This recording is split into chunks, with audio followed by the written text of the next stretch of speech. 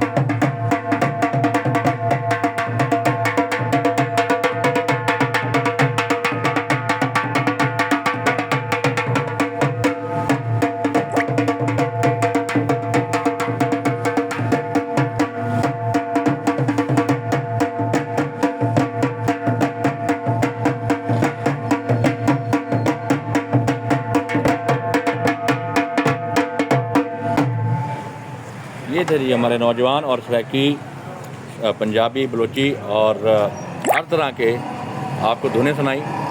देखते हैं आप कितना वायरल करते हैं, कितना प्रमोट करते हैं।